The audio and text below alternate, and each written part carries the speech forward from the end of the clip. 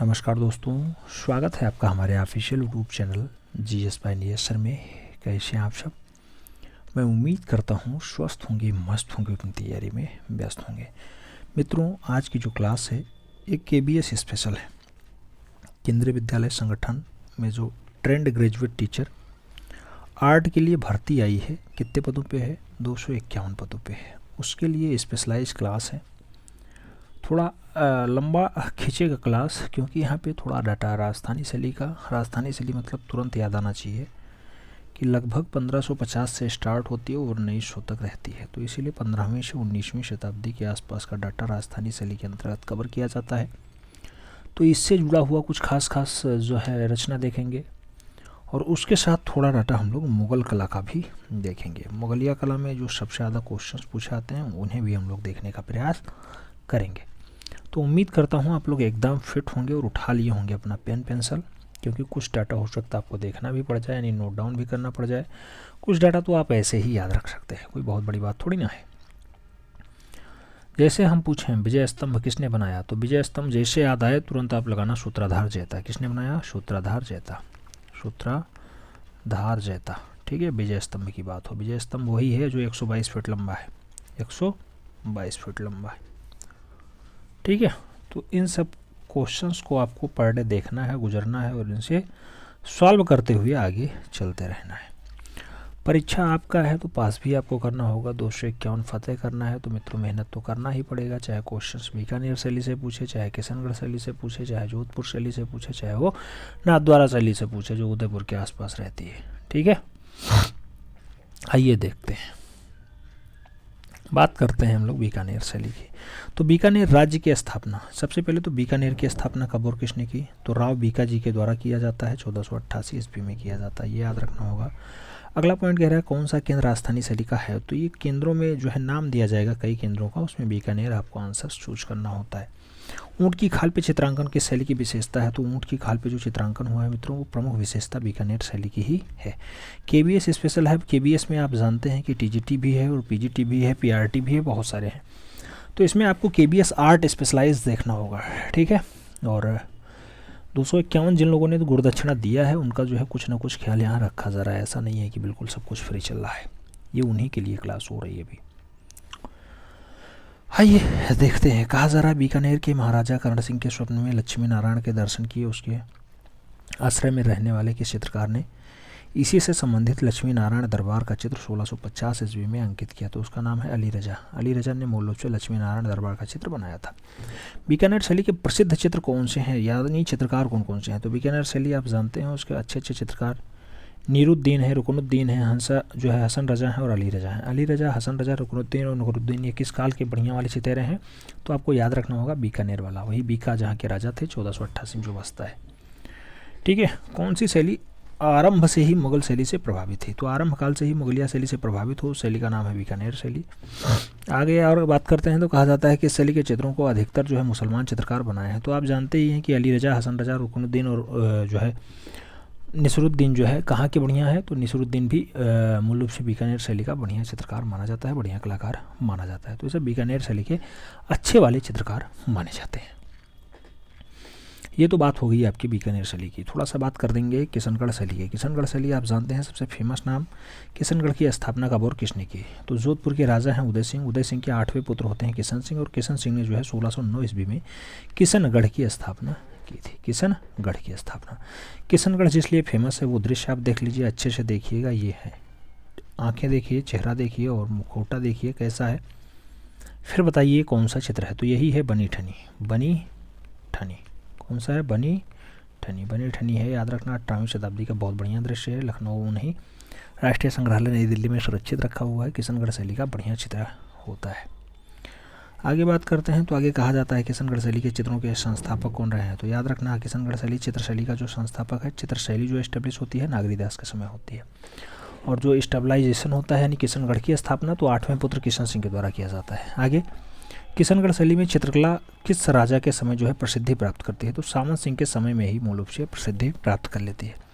किशनगढ़ चित्रण किस राज्य से संबंधित है मित्रों? तो जैसे किशनगढ़ नाम आए राजस्थान राज्य लगाना, जहाँ की हवेलियाँ भी खूब ज़्यादा प्रसिद्धि का पात्र रही हैं। किशनगढ़ के कवि, कलाकार और कला मर्मज्ञ शासक का नाम आपको बताना है, तो सामंत सिंह है, जिनके समय में मूल रूप से चित्रकला स्वर्णकाल पे होती है। आगे बात करते हैं। आगे कहा जाता है किशनगढ़ चित्रशैली की जान है। मित्रों, किशनगढ़ चित्रशैली की जो जान है वो रहस्यमयी नारी सौंदर्य है। रहस्यमयी नारी सौंदर्य कहाँ की जान है, तो किशनगढ़ चित्रशैली की अच्छी जान मानी जाती है। नारी सौंदर्य के आदर्श रूप में बनी ठनी जो राधा है, राधा के कृष्ण को रूप में सामंत सिंह ने चित्रण की शैली में पहचान दिलवाई। तो बनी ठनी का जो मूल रूप से फेमस करना है या बनी ठनी जब प्रसिद्धि का पात्र बनती है वो किशनगढ़ शैली में ही बनती है। आगे बात करते हैं। आगे कहा जाता है निहाल चंद्र किस शासक का दरबारी चित्रकार था। तो मित्रों, जो निहाल चंद्र रहा है वो सामंत सिंह का दरबारी चित्रकार माना जाता है। निहाल सिंह जो है दरबारी चित्रकार रहा है किसके समय में, सामंत सिंह के समय में। सामंत सिंह के समय में ही चित्रकला स्वर्णकाल पे पहुंचती है किशनगढ़ की। आगे, निहाल चंद किस शैली के प्रसिद्ध चित्रकार थे, तो किशनगढ़ शैली के बढ़िया चित्रकार रहे। किशनगढ़ के सामंत सिंह कविता में किस उपनाम से प्रसिद्ध हैं, तो नागरीदास के नाम से जो है सामंत सिंह ही फेमस हैं। सामंत सिंह ही फेमस हैं। सामंत सिंह ही फेमस है। आगे बात करते हैं। तो आगे कहा जाता है बालों की एक घुंघराली तथा मोटी लट किस शैली की मुखाकृति चित्रित हुई है। तो बालों में एक घुंघराली और मोटी लट वाली जो है नारी, ऐसा दृश्य दर्शाया गया है, ऐसा मुखौटा किशनगढ़ शैली में एक दर्शाया गया है। डाटा पूछा गया है, याद रखना है, आपका KBS का एग्जाम हो या फिर TGT आर्ट UP वाला हो, हर जगह इंपॉर्टेंट होता ही है। आगे, किशनगढ़ शैली में राधा कृष्ण की आकृतियाँ हैं, तो तीक्ष्ण कटावदार आकृतियाँ यहाँ किशनगढ़ शैली में राधा कृष्ण की दिखाई देती है। रुक्मणी हरण की अगर बात करते हैं तो ऐसा चित्रण किस शैली में मिलता है, रुक्मणी हरण का जो दृश्य दिखाया गया है मित्रों वो भी किशनगढ़ शैली में बढ़िया से दिखाया गया है। आगे बात करें। आगे कहा जाता है कि शैली में छोटी जो है नौकाएं लाल रंग में दिखाई गई हैं। तो छोटी नौकाएं जो हैं वो लाल रंग में दर्शाई गई हैं, वो जो है किशनगढ़ शैली में ऐसी दर्शाई गई हैं। बात करते हैं अगले पॉइंट की। अगला पॉइंट आया किशनगढ़ शैली में प्रसिद्ध आलोचक कौन थे। तो किशनगढ़ शैली के जो आलोचक माने जाते हैं वो फयाज अली खान माने जाते हैं। फयाज अली खान माने जाते हैं। फयाज अली खान, डॉक्टर फयाज अली खान। आगे बात करते हैं। कहा जाता है खंजन के समय फड़फड़ाते नेत्र किस शैली में अंकित हुए हैं। खंजन के समय फड़फड़ाते नेत्र जो है वो किशनगढ़ शैली में चित्रित हुए हैं। आगे बात करते हैं। अगला पॉइंट आता है बनी ठनी किस शैली का चित्रण है। तो याद रखिएगा बनी ठनी बहुत फेमस है और किशनगढ़ शैली का बढ़िया नमूना माना जाता है। प्रसिद्ध किशनगढ़ चित्र राधा जिसे बनी ठनी कहा जाता है को चित्रित किसने किया है, तो निहाल चंद्र ने चित्रित किया। वही निहाल चंद जो किशनगढ़ शैली का एक बढ़िया वाला चित्रकार माना जाता है। बनी ठनी पेंटिंग किसका प्रतिरूप है, राधा का प्रतिरूप है। नागरीदास के काव्य में राधा का सौंदर्य वर्णन का आधार रहा है, बनी ठनी ही रहा है। आगे बात करते हैं। अगला पॉइंट आएगा। अगला पॉइंट आपसे कह रहा है बनी ठनी को कहा जाता है, तो भारत की मोनालिसा बनी ठनी ही कहलाती है। याद रखना, भारत की मोनालिसा कौन, तो बनी ठनी। बनी ठनी चित्र वर्तमान में कहाँ सुरक्षित है, हमने स्टार्टिंग में ही बताया, राष्ट्रीय संग्रहालय नई दिल्ली में रखा हुआ है। सामंत सिंह और बनी ठनी कृष्ण और राधा के रूप में गुडौलिया झील में नौका विहार करते हुए किस शैली में प्रसिद्ध चित्र बनाया गया। तो ये भी डाटा आपको गुडौलिया झील वाला किशनगढ़ शैली में ही दर्शाया गया है कि गुडौलिया झील में मूल रूप से कृष्ण और राधा क्या कर रहे हैं, नौका विहार कर रहे हैं। आगे बात करें तो अगला पॉइंट जो आता है, अगला पॉइंट आता है कि प्रसिद्ध पुस्तक है किशनगढ़ पेंटिंग, इसके लेखक कौन है। किशनगढ़ पेंटिंग जो पुस्तक है मित्रों, इसको लिखने का जो काम रहा है E. डिकिंसन का रहा है। तो E. डिकिंसन ने जो है कौन सी पुस्तक लिखी, किशनगढ़ पेंटिंग लिखी। याद रखना है कि शहर को मार्बल नगरी के नाम से जाना जाता है। मार्बल नगरी मतलब संगमरमर नगरी, तो वो भी किशनगढ़ को ही कहा जाता है। किशनगढ़ शैली के प्रमुख चित्रकार कौन थे, तो निहाल चंद थे, भवानी दास थे और सूरतराम थे। याद रखना निहाल चंद, भवानी दास और सूरतराम की शैली के अच्छे चित्रे। तो याद रखना है आपको किशनगढ़ शैली, वही किशनगढ़ शैली जहाँ पे भारत की मोनालिसा बहुत फेमस है, 18वीं शताब्दी की बहुत बढ़िया डाटा मानी जाती है। आगे बात करते हैं बूंदी शैली की। मित्रों जो बूंदी शैली है, बूंदी शैली से डाटा दिखाया गया कि बूंदी राज्य की स्थापना किसने की थी। तो आप जानते हैं बूंदी राज्य की जो स्थापना है मूल रूप से 1342 ईस्वी में होती है और राव देवाजी के द्वारा की जाती है। बात करते हैं दृश्य की। एक दृश्य देख लीजिए, भैरव रागनी, बहुत फेमस दृश्य है। यह है आपका भैरव रागनी और किस शैली का है, बूंदी शैली का बहुत बढ़िया वाला रचना है भैरव रागनी। बूंदी शैली का एक बढ़िया उत्कृष्ट नमूना है, 1630 ईस्वी का है भैरव रागनी। ये पूछा जाता है, खूब ज़्यादा छपता है क्वेश्चन, तो बूंदी शैली याद रखना। नाम बहुत क्लोज देगा, उसी में से एक नाम आपको लगाना होगा। आगे कहा जाता है हाड़ा। हाड़ा राजाओं की राजधानी क्या थी मित्रों, तो बूंदी थी। राजा अनिरुद्ध सिंह हाड़ा की 18वीं शताब्दी के आरंभ में और उत्कल राम सीते द्वारा टेम्परा माध्यम में चित्र किस शैली के हैं।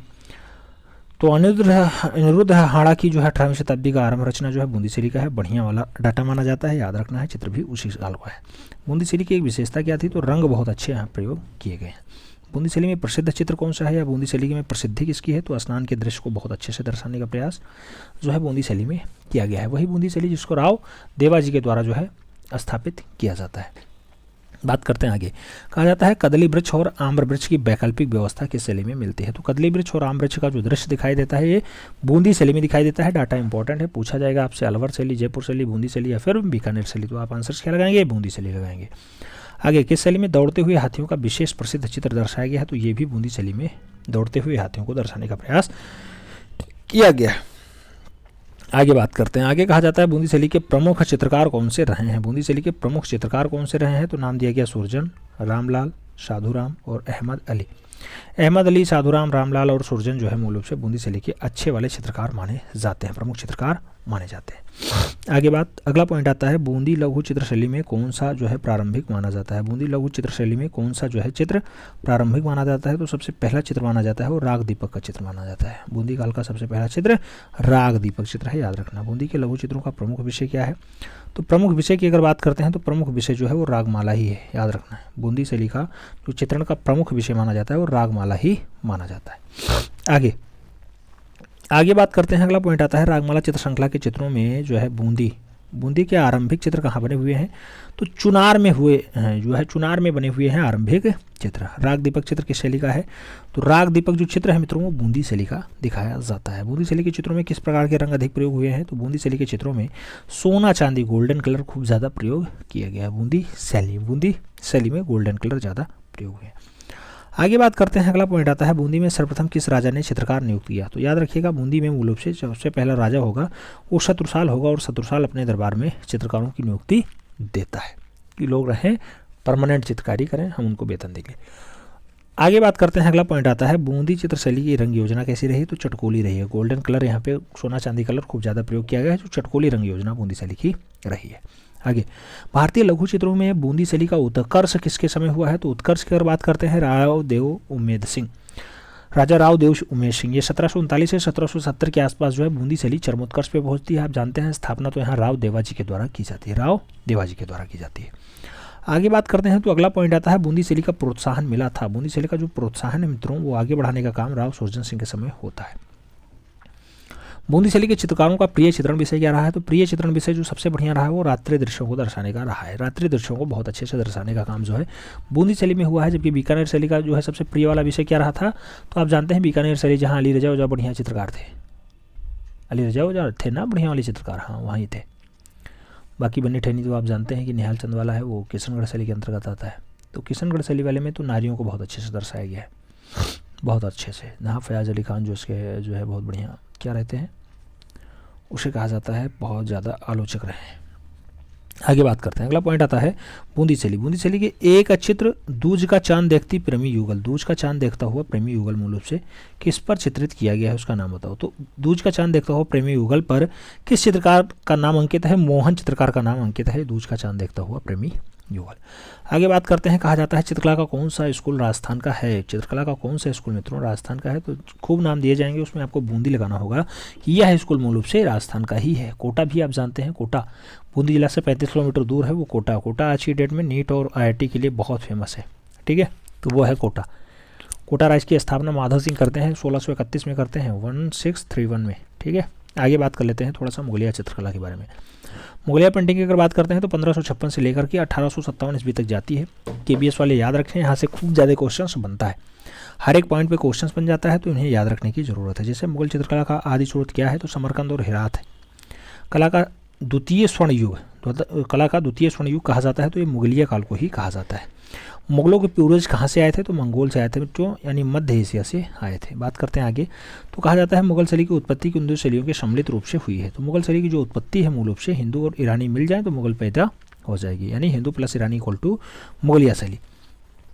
बात आगे करें तो आगे कहा जाता है कि ईरान के राजाओं को किस सचित्र पोथियों में अंकित किया गया है। ईरान के राजाओं को कहाँ दर्शाया गया। तो शाहनामा में दर्शाया गया है, और शाहनामा आप जानते हैं कि यहाँ का बहुत अच्छा डाटा माना जाता है, जिसको फिरदौसी ने लिखा है। बात करते हैं आगे। तो कहा जाता है पूर्व का होमर किसे कहा जाता है। पूर्व का होमर किसे कहा जाता है। फिरदौसी को ही कहा जाता है, जिसने शाहनामा की रचना की है। मुगल चित्रकला दो शैलियों के सम्मिश्रण से बनी है। भारतीय प्लस पार्सियन मिल जाए तो आपको मुगल चित्रकला दिखाई दे जाएगी। तो भारतीय प्लस पार्सियन को हो चाहे हिंदू प्लस ईरानी को हो, याद रखिएगा बात तो एक ही है। हिंदू प्लस ईरानी को हो चाहे भारतीय प्लस पार्सियन को हो, दोनों बात एक ही है। मूल रूप से इससे जो है शैली जो बनेगी उसका नाम होगा मुगलिया शैली। आगे बात करते हैं, अगला पॉइंट आता है। अगला पॉइंट आपसे कह रहा है भारत में सर्वप्रथम स्थिर चित्रण देखने को मिलता है। सबसे पहले स्थिर चित्रण कहाँ देखने को मिलेगा मित्रों, तो ये मुगल शैली में ही स्थिर चित्रण देखने को यानी स्टिल लाइफ्स देखने को मिलता है।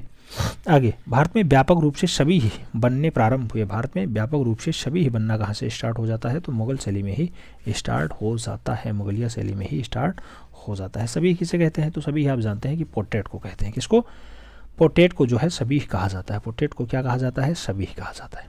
आगे, दरबारी चित्रकला का संबंध किस शैली से है, दरबारी चित्रकला का जो संबंध है वो मुगल शैली से ही माना जाता है। आगे बात करते हैं, तो बाबर का काल आता है। आप जानते हैं बाबर ही मुगल वंश का संस्थापक होता है, 1526 में एस्टेब्लिश करता है, 1530 तक शासन करता है। भारत में मुगल वंश का संस्थापक कौन है, तो आप जानते हैं बाबर होता है। मुगल वंश की बात हो रही है, याद रखिएगा, मुगलिया शैली अकबर होंगे। बाबर का जन्म कब और कहाँ हुआ, तो 14 फरवरी 1483 ईस्वी को फरगना घाटी में हुआ था, अंदीजन में वर्तमान में उज्बेकिस्तान में ये फरगना पड़ता है। बाबर को उपाधि दी गई, तो ये कलंदर की उपाधि अपने आप को धारण करता है, कलंदर की। आगे बात करते हैं, तो आगे क्या कहा जाता है, बाबर ने अपनी आत्मकथा तुझके बाबरी में हिरात को किस रूप में वर्णित किया है, तो हिरात को जो है तुझके बाबरी में बुद्धिजीवियों से भरे हुए शहर के रूप में दर्शाने का प्रयास बाबर ने किया है। बाबर का एक दृश्य आपको दिखा देते हैं, ये है बाबर, और बाबर जो अपने आप को कलंदर कहता था उसका दृश्य है, आप अच्छे से देख लीजिएगा। यह है बाबर। बाबर 1526 से 1530 तक मूल रूप से शासन में रहा है। बाबर ने अपनी आत्मकथा क्या लिखी, आत्मकथा मतलब खुद के द्वारा लिखी गई पुस्तक, तो जो है तुझके बाबरी लिखता है। इसकी रचना किस भाषा में है, तो रचना की अगर बात करते हैं तो मातृभाषा चुगतई में इसने लिखी थी। चुगतई एक तुर्की भाषा होती है, तो तुर्की में इसने लिखी है। बात करते हैं आगे, तो तुझके बाबरी जो बाबरनामा है इसका फारसी अनुवाद किसने किया, तो अब्दुल रहीम खान खाना ने इसका फारसी अनुवाद किया, जबकि लिखा किसने है, तो आप जानते हैं आत्मकथा बाबर खुद लिखेगा। आगे, मुबैयान नामक पदशैली का आविष्कारक कौन था, तो मुबैयान नामक पदशैली ये पूछा जाता है, इसको बाबर ने ही जो है मूल रूप से खोजा है, तो इसका आविष्कारक भी बाबर ही माना जाता है। आगे कहा जाता है किसने आगरा में ज्यामितीय विधि से एक बाग जिसे नूर अफगान कहा जाता है यानी आराम बाग कहा जाता है उसका निर्माण करवाया। तो आगरा के पास जो है ज्यामितीय विधि से जो है नूर अफगान बाग जो बनवाता है वो बाबर ही बनवाता है। आगे, आराम बाग अथवा नूर अफगान बाग का निर्माण कहाँ करवाया गया, आगरा शहर में करवाया जाता है।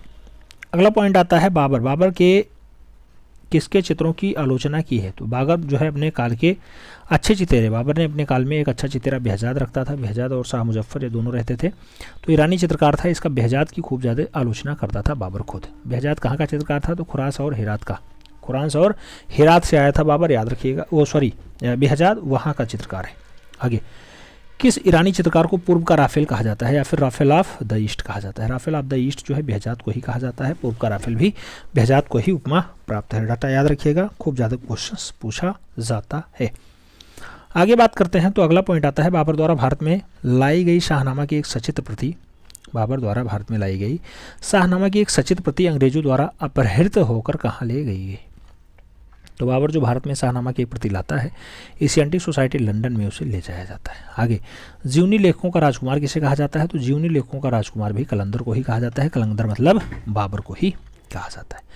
आगे बात करते हैं, अगला पॉइंट आता है, बहुत विवादित विषय रहा है, हालांकि अब तो इसमें विवाद खत्म हो गया है। कहा जा रहा है अयोध्या में बाबरी मस्जिद का निर्माण किसने करवाया था, तो अयोध्या में जो बाबरी मस्जिद है वो बाबर का एक सेनापति होता है, नाम होता है मीर बकी के द्वारा जो है इसका निर्माण करवाया जाता है, और मीर बकी आगे चल करके मूल रूप से इसे बनवाता है बाबरी मस्जिद।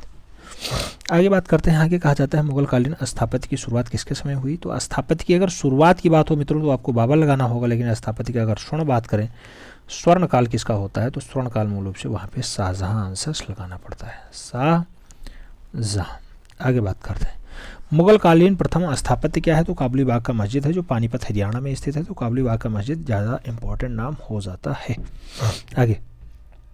आगे बात करते हैं, हुमायूं की बात होगी, 1530 से 1556 ईस्वी तक होता है। हुमायूं का पूरा नाम क्या है, तो नसीरुद्दीन मोहम्मद होता है पूरा नाम। हुमायूं की अगर बात करते हैं 1530 से 1556 तक इसका कार्यकाल होता है। यह है हुमायूं का दृश्य, अच्छे से देख लीजिएगा, थोड़ा अच्छा शासक होता है। 1530 से 1556 तक इसका कार्यकाल होता है। हुमायूं का जन्म कब हुआ, तो 6 मार्च 1508। अब देखो यहीं 6 मार्च 1508, इसका शासनकाल कब से रहा, 1530 से 1556 तक रहा। ठीक है, जब 1530 में बाबर की मृत्यु होती है उसके बाद ये शासक बनता है, और जब इसकी मृत्यु 1556 में होगी तो इसका पुत्र आएगा अकबर शासक बनेगा। ठीक है, आगे हुमायूं की माता का नाम बताओ, तो महान बेगम होती है इनकी माता।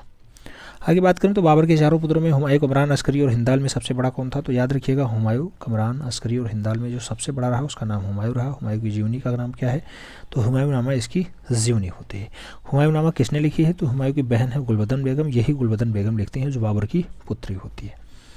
बात करते हैं आगे तो कहा जाता है कौन सा मुगल शासक ज्योतिष पर विश्वास करता था, इसलिए वो सातों दिन 7 रंग के कपड़े पहनता था। सातों दिन 7 रंग के कपड़े पहनता था बढ़िया वाला, उसका नाम है हुमायूं। और हुमायूं मूल किसका पुत्र था? तो आप जानते हैं कि बाबर का पुत्र था। बाबर का पुत्र था, माता का नाम महान बेगम था। हुमायूं की मृत्यु कैसे हुई? तो सीढ़ियों से गिर करके होती है। एक पुस्तकालय बनवाता है हुमायूं जिसका नाम होता है दीनपनाह नगर। उसी दीनपनाह नगर से उतरते समय मूल रूप से खा के गिर जाता है, वहीं उसकी मृत्यु हो जाती है। आगे कहा जाता है हुमायूं की टिप्पणी करते हुए किसने कहा है कि हुमायूं जीवन भर लड़खड़ाता रहा और लड़खड़ाते हुए अपनी जान दे दी। ऐसा कथन जो है मूल रूप से ऐसा क्या कहा जाता है, उसे कटाक्ष करने का काम जो है लेनपूल ने किया है कि हुमायूं जीवन भर लड़खड़ाता रहा और लास्ट में लड़खड़ाते लड़खड़ाते अपनी जान दे देता है। आगे कहा जाता है ईरानी चित्रकार अबू समद सिराजी और मीर सैयद अली को किस मुगल शासक ने सबसे पहले अपने दरबार में आमंत्रित किया? तो सबसे पहले मीर सैयद अली और ख्वाजा अबू समद सिराजी को जो है हुमायूं ने ही आमंत्रित किया था। आगे हम लोग बात करते हैं तो अगला पॉइंट आता है। अगला पॉइंट आपकी स्क्रीन पे दिया गया है। आपसे पूछा जा रहा है हुमायूं के दरबारी चित्रकार कहाँ के रहने वाले थे? अगर आप बात करें हुमायूं के दरबारी चित्रकार तो आप जानते हैं ख्वाजा अबू समद सिराजी और मीर सैयद अली हैं और दोनों के दोनों जो है ईरान यानी फारस के रहने वाले होते हैं। आगे हुमायूं ने किस कहानी का चित्रण प्रारंभ करवाया था? तो अमीर हमजा कहानी को जो है बहुत अच्छे से चित्रित करने का काम करवाते हैं। हुमायूं काल के अमीर हमजा चित्रण का जो है विषय कहाँ रहा है? तो सूती कपड़ा पे अमीर हमजा को बहुत अच्छे से हुमायूं ने चित्रित करवाया था। ये पॉइंट लिखा हुआ है बहुत इंपॉर्टेंट है। किसने कबूतर के पंख को कटवा करके चित्रकारों से उसका चित्र बनवाया? तो मित्रों ये ऐसा भी कारनामा हुमायूं ने किया था। आगे दिल्ली में दीनपनाह नगर यानी विश्व का शरण स्थल नामक नगर किसने बसवाया था यानी किसने बनवाया था? तो दीनपनाह नगर आप जानते हैं हुमायूं ने ही बनवाया और इसी दीनपनाह नगर के सीढ़ियों से गिर करके मूल रूप से किसकी मृत्यु होती है? तो हुमायूं की मृत्यु होती है। अगला पॉइंट, शेर शाह ने दिल्ली में पुराने किले के अंदर किस मस्जिद का निर्माण करवाया था? तो कौन से मस्जिद का निर्माण शेर शाह ने अंदर करवाया? तो किला-ए कोहिनूर कहा जाता है। किला-ए कोहिनूर किसने? तो मूल रूप से शेर शाह ने करवाया था। आगे बात करते हैं अकबर की। अकबर 1556 से 1605 तक जो है कार्यकाल होता है। अकबर का पूरा नाम क्या है? तो जलालुद्दीन मोहम्मद अकबर इसका पूरा नाम होता है। अकबर को किस और नाम से जानते हैं? तो अकबर ए आजम जो है अकबर ए आजम के नाम से जानते हैं। अकबर महान है। शहंशाह अकबर के नाम से जानते हैं और महाबली शहंशाह के नाम से भी अकबर को नवाजा गया है। अकबर पौत्र था मुगल साम्राज्य और संस्थापक जहरुद्दीन मोहम्मद बाबर का। तो बाबर का पुत्र था, हमने स्टार्टिंग में ही बोला था। आगे बात करते हैं तो अगला पॉइंट आता है अकबर किसका पुत्र था? तो आप जानते हैं कि हुमायूं का पुत्र था, हमीदा बानो का पुत्र था। तो हमीदा बानो और मूल रूप से हुमायूं का पुत्र रहा।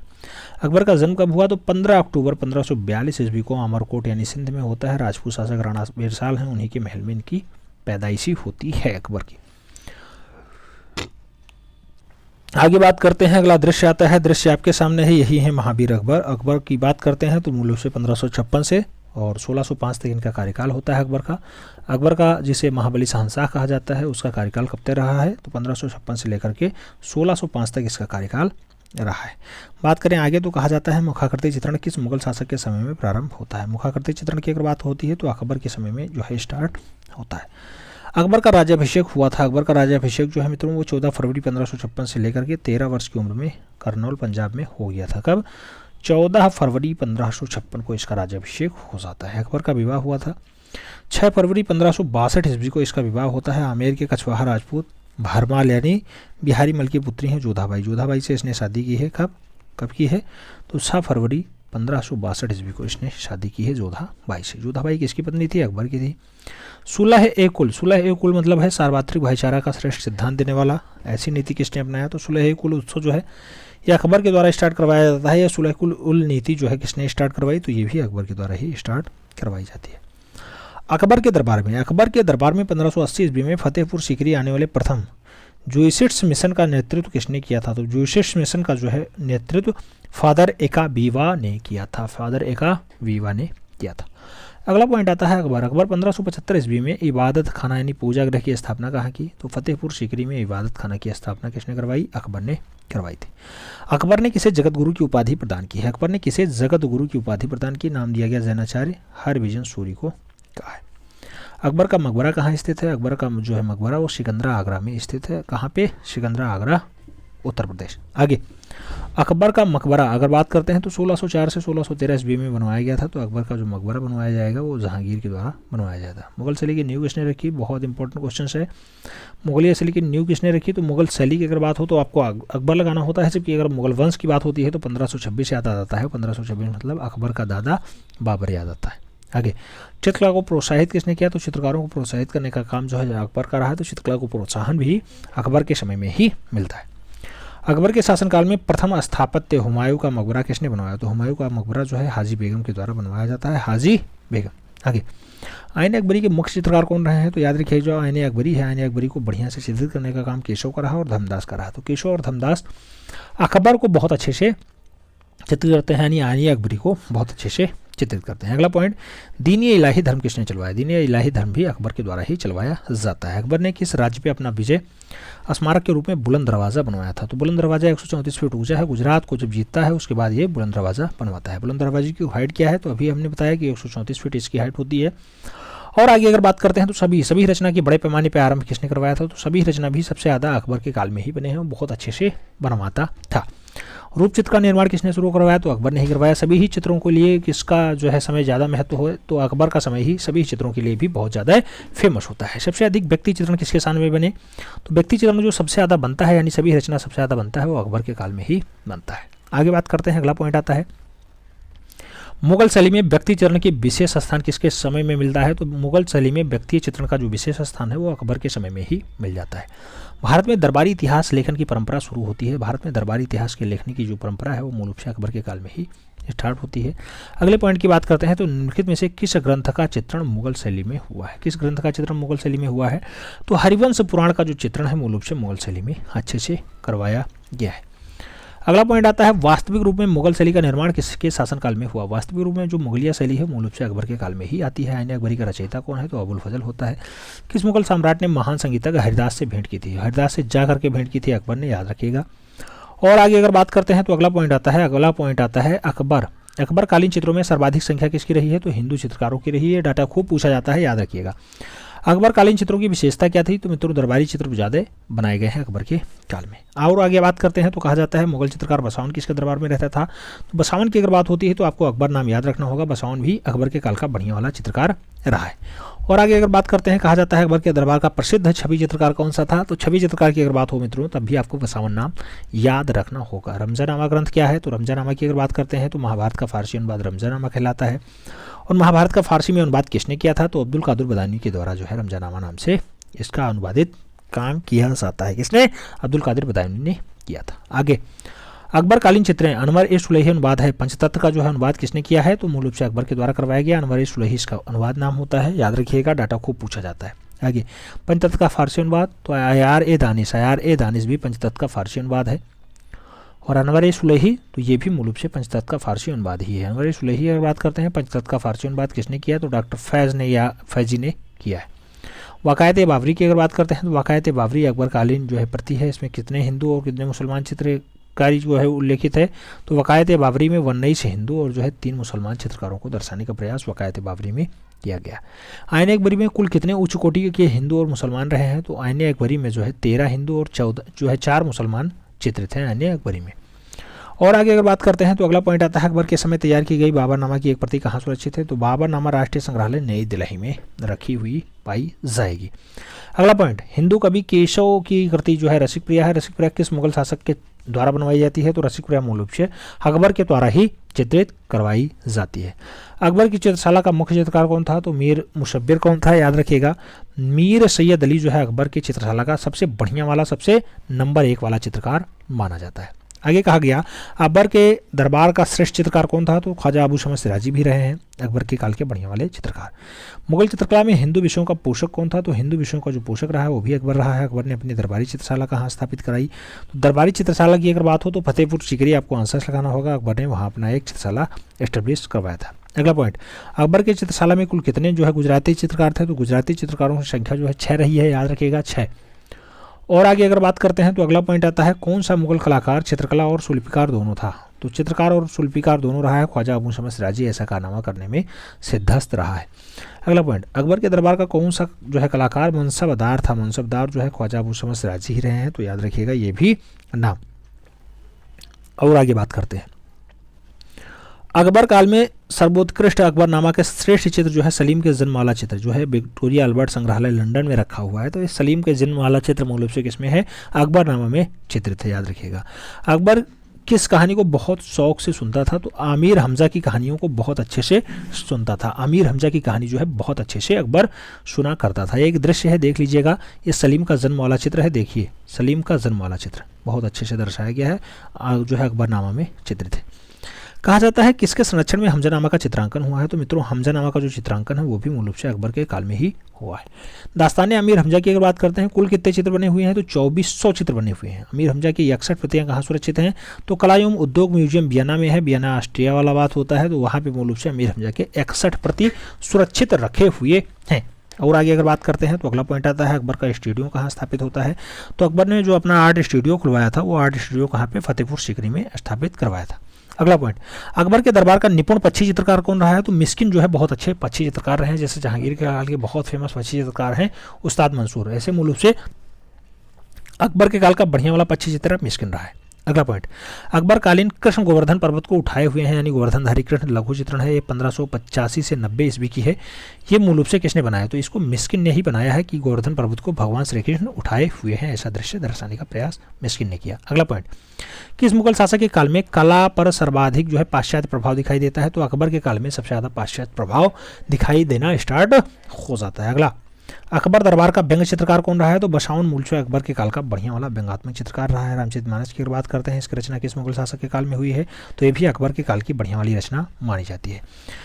किस मुगल शासक के समय में पहली बार भित्ति चित्रकारी स्टार्ट होती है, तो मुगलिया काल में अगर पहली बार भित्ति चित्रकारी की बात हो तब भी आपको अकबर ही नाम लगाना होगा। इसमें से कौन सा चित्र अकबर का युग का है, तो याद रखिएगा बाबर घोड़ा से गिर रहा है, ऐसा दृश्य जो दर्शाया गया वो अकबर के काल का है, बढ़िया डाटा माना जाता है। अगला पॉइंट, रामायण, योग वशिष्ठ और हरिवंश के चित्र किस शैली में बने हुए हैं, तो मुगलिया शैली में दिखाए जाते हैं, अकबर के काल के हैं। और आगे अगर बात करते हैं तो आगे कहा जाता है किस युग में चित्रों के संयोजन में भीड़ भाड़ अधिक रही है, तो भीड़ भाड़ अकबर के काल में ज़्यादा दिखाई देती है। और आगे अगर बात करते हैं तो बाबरनामा चित्रों की रचना किसके युग में हुई है, तो बाबरनामा चित्रों की रचना है जो मित्रों वो अकबर के काल में हुई है, बहुत अच्छे से दर्शाई गई है। अगला पॉइंट, गोवा में ईसाई कला तथा प्रचारक किस मुगल शासक के समय बुलाए गए थे, तो अकबर के काल में ही मूल रूप से गोवा में ईसाई गोवा से ईसाई कलाकार बनाए जाते हैं और प्रचारक भी बुलाए जाते हैं। अगला पॉइंट, युद्ध के चित्र किस मुगल शासक के समय सबसे अधिक बने हैं, तो याद रखिएगा युद्ध के चित्र सबसे ज़्यादा जो है मुगलिया काल में अकबर के समय में दर्शाए गए हैं। एक ही नाम के दो चित्रकार जो मुगल और राजस्थानी दोनों जगह दिखाई देते हैं, तो उसका नाम मनोहर होता है। दोनों अलग अलग चित्रकार हैं, एक राजस्थान में भी है, एक जो है मुगलिया शैली में भी दिखाई देता है मनोहर नाम। आगे, इनमें से कौन सा चित्र मुगल पांडुलिपि सवाई मानसिंह द्वितीय संग्रहालय जयपुर में संग्रहित है, तो रज़्मनामा का जो डाटा है ये मूल रूप से सवाई द्वितीय जयपुर वाले संग्रहालय में रखा हुआ है। श्री कलम की अगर बात करते हैं मित्रों, तो श्री कलम चित्रकार उपाधि किसे देते हैं, तो अबू समद को श्री कलम की उपाधि दी गई है। अकबर के काल में शिल्प शास्त्र का कौन सा पुस्तक लिखा गया, तो शिल्प शास्त्र पर मूल रूप से जो पुस्तक लिखी जाती है केरल के श्री कुमार लिखते हैं शिल्प रत्न, तो शिल्प रत्न नामक पुस्तक जो है अकबर के काल में ही लिखी जाती है और शिल्प शास्त्र की बहुत अच्छी रचना मानी जाती है। बाबरनामा तथा अकबरनामा के चित्र बनाए गए थे। अकबर के शासनकाल में बाबरनामा और अकबरनामा दोनों पे बढ़िया से चित्रकारी की गई है। अगला पॉइंट, दास्तान अमीर हमजा की चित्रावली किसने तैयार की, तो तब्रेज निवासी हैं मीर सैयद अली और सिराजी अबू समद सिराजी, दोनों ने मूल रूप से दास्तान अमीर हमजा पे खूब ज़्यादा चित्र बनाए हैं। बाबर सोन नदी को पार करता हुआ अकबर कालीन चित्र जो है किसने बनाया है, तो जगन्नाथ के द्वारा बनाया जाता है। जगन्नाथ ने बाबर को सोन नदी पार करता हुआ दर्शा दिया है। अगला पॉइंट आता है स्वर्ण मंदिर। स्वर्ण मंदिर अमृतसर के भूमि किस जो है शासक ने दान की थी, तो स्वर्ण मंदिर अमृतसर के लिए जो भूमि दान की जाती है वो से अकबर के द्वारा ही दी जाती है। स्वर्ण मंदिर का निर्माण किसने और कब करवाया था, तो गुरु अर्जुन देव के द्वारा करवाया जाता है। 1589 ईस्वी के आसपास जो है स्वर्ण मंदिर बनके तैयार होता है। अगला पॉइंट जो आता है मित्रों वो आता है अकबर के समय तुर्की में फारसी अनुवादित बाबर की आत्मकथा है। आत्मकथा किस नाम से जानी जाती है, तो वाकायत बाबरी के नाम से जानी जाती है। 1589 ईस्वी का बढ़िया डाटा माना जाता है। अगला पॉइंट, अकबर के शाही पुस्तकालय कहाँ थे, याद रखिएगा अकबर के जो शाही पुस्तकालय थे आगरा में भी थे, दिल्ली में भी थे और लाहौर में भी थे। तो आगरा, दिल्ली, लाहौर में अकबर के शाही पुस्तकालय आपको दिखाई दे जाएंगे। अगला पॉइंट, अकबर के पोथीखाने में कितने हस्तलिखित पुस्तकें हैं, याद रखिएगा 24,000 हैं। लगभग 6 लाख का डाटा था, 6 लाख रुपए लग गए थे उस पोथीखाने में 24,000 पुस्तकों को यूज करने में यानी बैठाने में। अगला पॉइंट, इंडिया ऑफ लाइब्रेरी कहाँ स्थित है, तो इंडिया ऑफिस लाइब्रेरी की अगर बात हो तो लंदन आप लगाइएगा सही जवाब। अगला पॉइंट, फतेहपुर सीकरी का जामा मस्जिद किस नाम से जानी जाती है? जो जामा मस्जिद की बात हो तो साने सीकरी के नाम से जानी जाती है, याद रखिएगा। आगरा किले में स्थित जहांगीरी महल, जहांगीरी महल का निर्माण किसने करवाया? तो आगरा किले में जहांगीरी महल जो बनवाया जाता है वो अकबर के द्वारा ही बनवाया जाता है। आगे पॉइंट आते हैं, आगे पॉइंट आता है जो है 1960 ईस्वी में फिल्में मुगल आजम का अकबर का चरित्र किसने निभाया? तो पृथ्वीराज कपूर ने जो है मुगल आजम में अकबर को बहुत अच्छे से दर्शाने का प्रयास किया, उनका जो है बहुत अच्छे से चित्रण किया, यानी पृथ्वीराज कपूर एज अकबर के रूप में मुगल आजम फिल्म में आते हैं, दर्शाए गए। अगला पॉइंट, 2008 में आशुतोष गोवारिकर द्वारा निर्देशित हिंदी फिल्म है जोधा अकबर। जोधा अकबर में जलालुद्दीन मोहब्बत अकबर और जोधाबाई का चित्र किसने निभाया? तो ऋतिक रोशन होते हैं, कौन बनते हैं अकबर, और मूल रूप से ऐश्वर्या राय बनती हैं कौन सा? जोधाबाई, याद रखिएगा। और इनके बाद इसका पुत्र आता है जहांगीर। जहांगीर आप जानते हैं चित्रकला का स्वर्णकाल होता है, 1605 से 1627 तक इसका कार्यकाल होता है, बहुत सारा नाम होता है। जहांगीर का जन्म कहाँ हुआ? तो 30 अगस्त 1569 ईस्वी को मूल रूप से उमरियाम उस्मानी जोधाबाई के गर्भ से होता है। जहांगीर उसी का पुत्र होता है, अकबर का पुत्र, और जोधाबाई का पुत्र होता है। डाटा इंपॉर्टेंट है। जहांगीर का विवाह ही नूरजहां से होता है। ये हैं जहांगीर, आप अच्छे से देख लीजिएगा। बहुत लंबी क्लास हो जाएगी, इसलिए क्लास को वाइंड अप करने को हम सोच रहे हैं।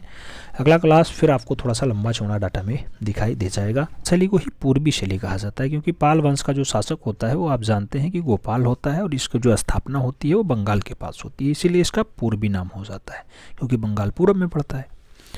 तो ये 750 से 1197 ईस्वी तक रही है। भारत में लघु चित्रों की शुरुआत किसने की? तो लघु मतलब होता है छोटे, और छोटे चित्रों की जो स्टार्टिंग होती है मित्रों वो पाल शासकों के द्वारा की जाती है। पाल शासक कहाँ पे शासन करते थे? तो बंगाल में शासन करते थे। बंगाल, बिहार और मूल रूप से एक प्रांत और आता है नेपाल, तो इधर जो है शासन खूब ज़्यादा रहा है पाल का।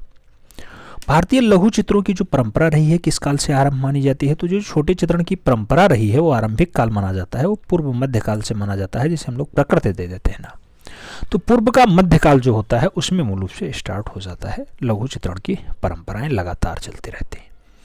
इसमें एक चित्रण है, ये बहुत फेमस चित्रण है, आप अच्छे से देखेंगे तो ये प्रज्ञा पारमिता का चित्रण है और बहुत पूछा जाता है। प्रज्ञा पारमिता अवलोकितेश्वर बोधिसत्व, ये रचना किस काल की है? तो आपको लगाना होगा कि ये पाल शैली की बहुत अच्छी रचना है प्रज्ञा पारमिता। देख लीजिए अच्छे से, रचना इंपॉर्टेंट है, किस काल की? पाल शैली की। भारत में लघु चित्रों का आरंभ किस बौद्ध पांडुलिपि से स्टार्ट होता है? तो जो बौद्धीय पांडुलिपि है उसमें मूल रूप से प्रज्ञा पारमिता, और प्रज्ञा पारमिता किस में?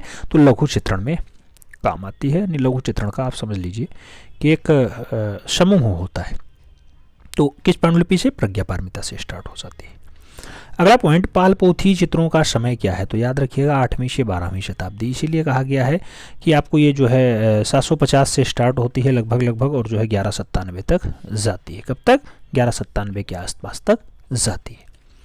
आगे बात करें तो आगे कहा जाता है पोथी चित्रण का प्रारंभ किस शैली में हुआ है? तो पोथी चित्रण मूल रूप से पाल शैली में ही हुआ है, पाल शैली में ही हुआ है। आगे बात करते हैं, कहा गया किसने पाल शैली को पूर्वी शैली कहा? तो ये क्वेश्चंस खूब चपता है, इस पे स्टार लगाइएगा, यूपी टीजीटी का बहुत पॉपुलर क्वेश्चन है। किसने पाल शैली को पूर्वी शैली कह के पुकारा? तो ये लामा तारानाथ ने कहा था। लामा तारानाथ के अकॉर्डिंग पाल शैली पूर्वी शैली होती है। आगे बात करें तो आगे आता है कि पोथी चित्रण का निर्माण किस राजवंश ने करवाया था? मित्रों जो ये पोथी चित्रण है इसका निर्माण कौन सा राजवंश? तो उसे पाल राजवंश कहा जाएगा, वही जिसको मूल रूप से गोपाल एस्टेब्लिश करता है बंगाल में। पाल शैली के 3 प्रमुख केंद्र होते हैं, एक तो बंगाल है, दूसरा नेपाल है, तीसरा बिहार है। तो ये तीनों केंद्र खूब पूछे जाते हैं, तो इस पे भी आप स्टार लगाइएगा। पाल शैली के कौन से केंद्र? तो आपको बंगाल, नेपाल, बिहार याद होना चाहिए, यहीं पे इसका विस्तार हुआ है।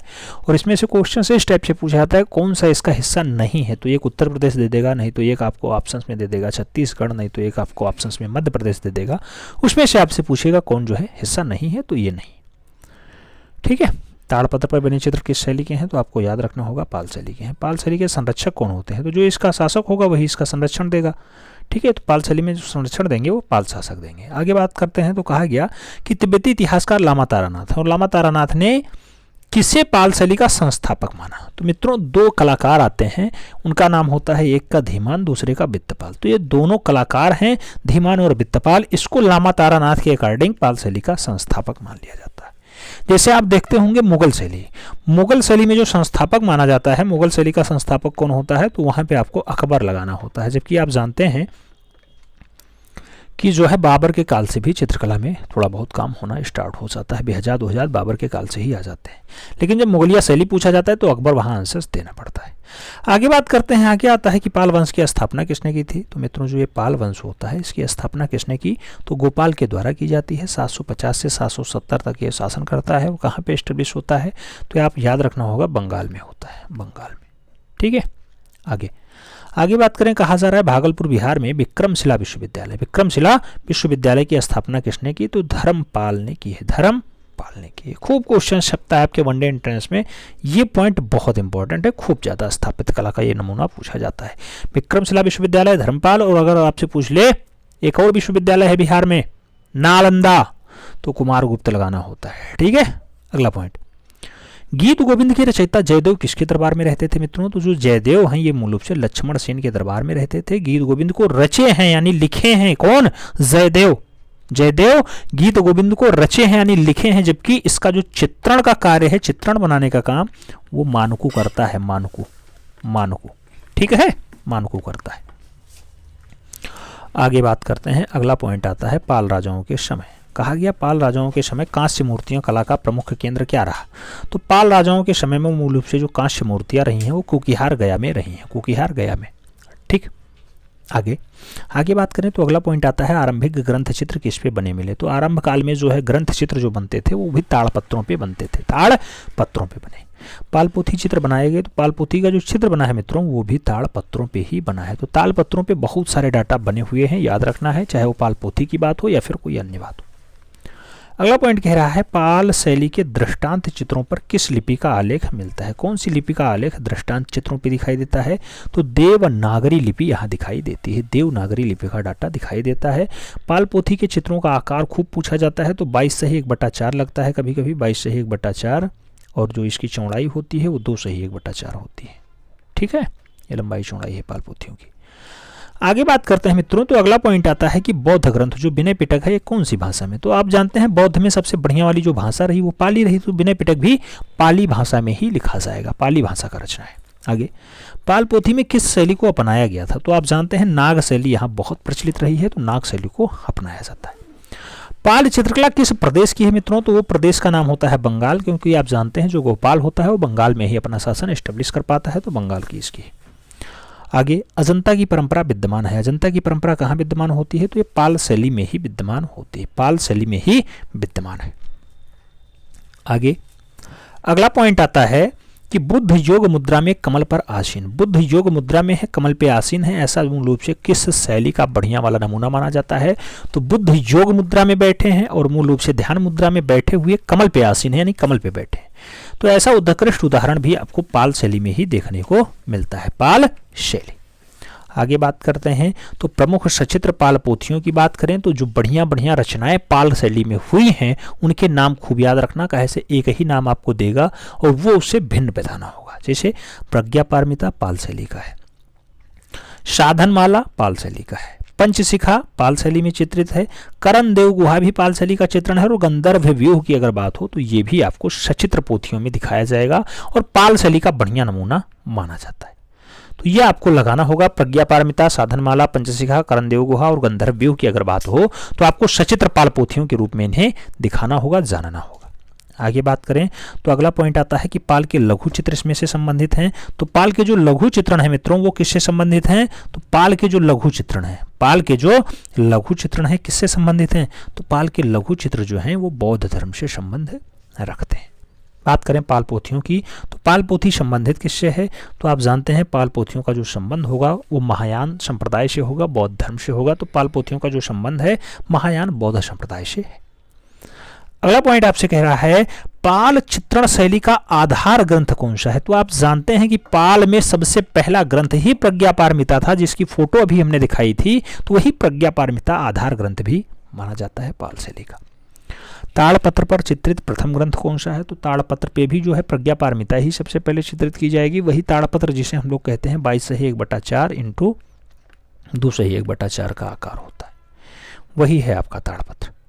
आगे बात करते हैं, आगे कहा जाता है कि मूल रूप से पाल शैली में प्रथम चित्रित ग्रंथ तो प्रज्ञा पारमिता, महायान ग्रंथ, महायान संप्रदाय वाला जो बौद्ध ग्रंथ है ये प्रज्ञा पारमिता, तो 100 ईसा पूर्व से लेकर के 600 ईस्वी तक का है। 100 ईसा पूर्व यानी लगभग ये 700 सालों का इतिहास है यहाँ पे। और इसमें कितने श्लोक हैं, तो प्रज्ञा पारमिता में जो श्लोक होते हैं मित्रों वो 8000 श्लोक बताए जा रहे हैं। कितने श्लोक, 8000 श्लोक बताए जा रहे हैं। 8000 श्लोक पूछा जाएगा तो क्वेश्चंस ध्यान देना, टेस्ट पेपर में हमने इसे समाहित किया था, क्वेश्चंस आ चुका है।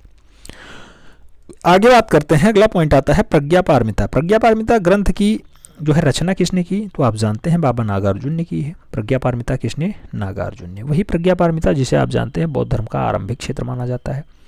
वही प्रज्ञा पारमिता जिसे कहा जाता है पाल शैली का सबसे स्टार्टिंग वाला है, बौद्ध धर्म से संबंधित। आगे, पाल युगीन जो पांडुलिपि है चित्र अधिकांशतया किस पे आधारित होती है, तो पाल युग में जो पांडुलिपि थी मित्रों वो बौद्ध धर्म से आधारित है। सब कुछ बौद्ध के आसपास होगा, महावीर से नहीं होगा, याद रखना। जैन धर्म में महावीर आएंगे लेकिन पाल में जो है पूरा का पूरा बौद्ध धर्म से संबंध होगा। बंगाल, बिहार और नेपाल में खूब ज्यादा इसका प्रचार प्रसार होता है।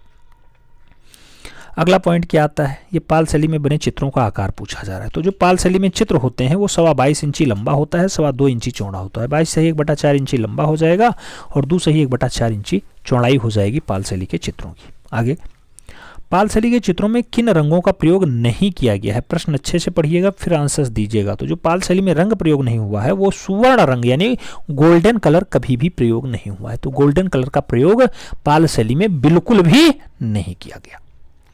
ये तो चल रही थी बात पाल शैली की। पाल शैली प्रज्ञा पारमिता के आसपास घूम घूम के रही। आपने देखा लामा तारानाथ के बारे में बात हुई, प्रज्ञा पारमिता, साधनमाला, पंचशिखा, कर्णदेव गुहा और गंधर्व से बात हुई और मूल रूप से पाल पोथियों के बारे में बात हुई।